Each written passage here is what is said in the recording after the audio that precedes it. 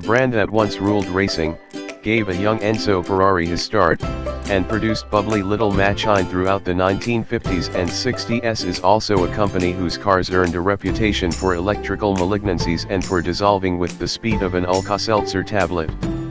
Plop, plop, fizz, fizz. Those ghosts define Alfa Romeo, simultaneously elevating and haunting the brand as it tries to launch its American comeback tour, attracting and repelling us in equal measure. We will not forget that, in the late 80s, we had two very charming Milanos fail to complete long-term tests. 2. So it's with equal parts skepticism and excitement that we approach the Alfa Romeo Giulia, the beachhead of Alfa's return to America. Aimed squarely at the usual suspects in the compact luxury sedan segment, it starts at $73,595 in quadrifoglio form, and with 505 horsepower it is equipped to take on some of the world's best sedans. Engineered and designed in Italy, the Giulia is built on FCA's new Giorgio rear and all-wheel drive platform that will also form the basis for Alfa's second mooring, the Stelvio SUV. Breaking with our usual comparison test protocol, we brought back all the players from the last test of this genre. Ordinarily, we'd only invite the test winner, in this case the BMW M3, but we recalled the also-rans from that comparo as well, even though they are unchanged since their last visit. The Cadillac ATS-V still has a twin-turbocharged 464 HP V6 and Nürburgring-developed moves.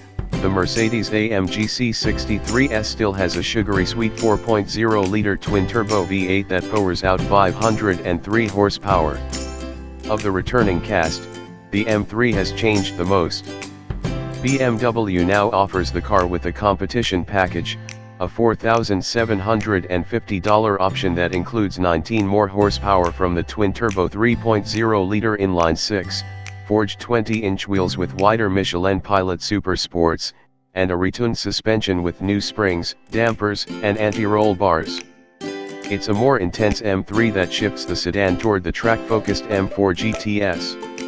Inviting the entire group back allows us to give the Giulia the necessary context to accurately place it in the segment. At least that's the case we made in the editorial meeting. Actually, the truth is we wanted to play with all these cars again.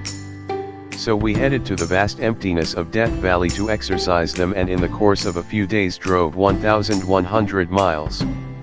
It took every bit of that distance to find a winner, because superiority in this segment is a game of inches.